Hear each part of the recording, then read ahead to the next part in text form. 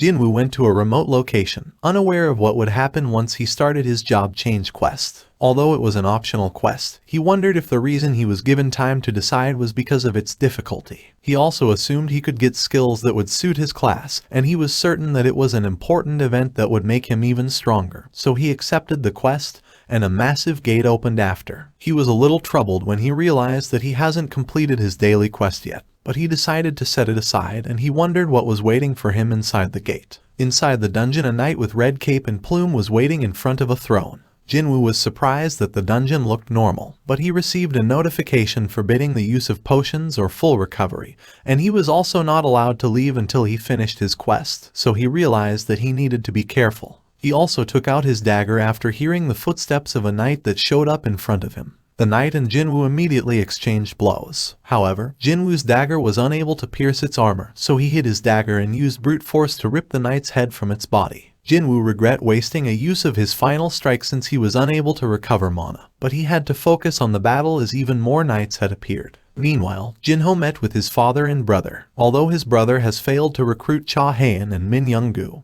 he was confident he could recruit an S rank from overseas, as he was certain he could satisfy their demands. He also knew that Jinho had his own plan and was trying to build up his credentials. However, he was unaware of the kind of power behind Jinho, which was Jinwoo. Jinwoo overpowered the normal knights with his brute strength, but assassins and mages started to appear. It reminded him of his past battles, and he realized that the quest was tougher than he thought. He knew he had enough strength to beat the knights, perception to detect the assassins, and agility against the archers. But he didn't have enough intellect to easily deal with the mages, so his fatigue started building up. He thought he had to end the battle quickly. Different items that helped Jinwoo recover dropped from the beast. There were also some gears that he immediately equipped to reduce the damage he received. And he was glad that not only were they not visible, they also didn't hinder his movements. Aside from the items, Jinwoo also gained some levels and gold. Then he decided to proceed to the next stage after recovering from fatigue. He wondered how difficult the next stage would be, but he knew he didn't have a choice but to press on. Even after getting chills right after opening the door, Jinwoo was welcomed by the sight of an empty throne.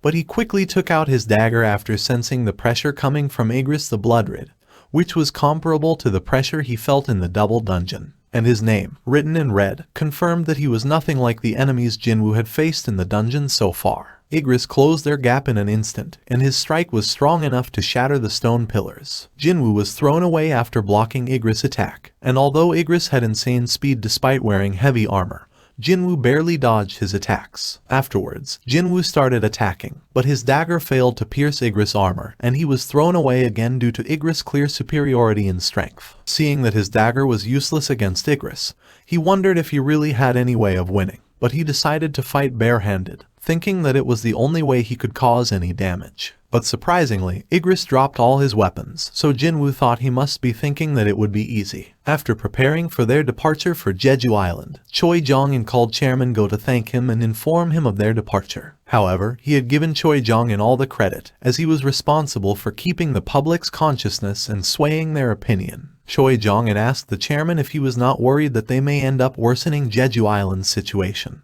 But Chairman Go was prepared to shoulder the responsibility, and he just reminded Choi Jong-in to be careful, so Choi Jong-in stated that they would just prod the enemy and observe how they would respond. Although they were now both barehanded, Igris continued to overpower Jinwoo, with each of his punches burying Jinwoo deeper into the wall. After distancing himself from Igris, Jinwoo thought he would have already died if he hadn't worn armor, as he still lost some HP despite blocking Igris' attacks, and since he couldn't compete in terms of strength, he decided to rely completely on his speed. But despite boosting his speed with his dash skill, Igris easily kept up and dominated him. And even when Jinwoo managed to land a kick, Igris didn't seem to suffer any damage as the intensity of his attacks increased, rendering Jinwoo completely helpless as he smashed him on the wall before throwing him to the empty throne. At the same time, Jinna prepared some food for Jinwoo before resuming her study, unaware of what Jinwoo was going through. Seeing that Jinwoo had stopped fighting back, Igris picked up his sword, planning to finish him off. However, Jinwoo actually caught his sword, took out his dagger, and stabbed Igris in the eye.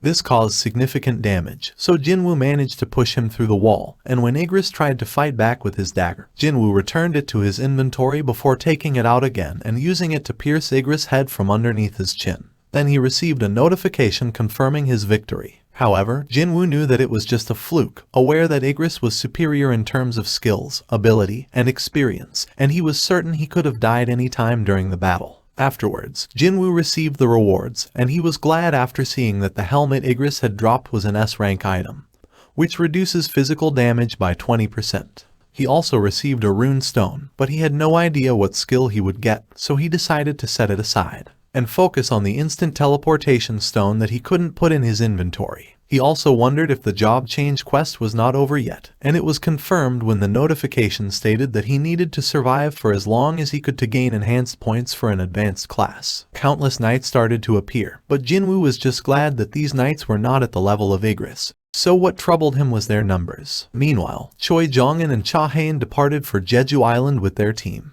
Jin-Woo's fatigue accumulated as he fought the knights, so he decided to use his stealth, aiming to survive for as long as he could. However, the mage cancelled his stealth skill, so he was left with no choice but to fight. Seeing that he barely survived for 5 minutes so far, Jin-Woo decided to use the instant teleportation stone, aware that he couldn't keep going. But he lost it when a knight caught him off guard and the remaining knights charged at him.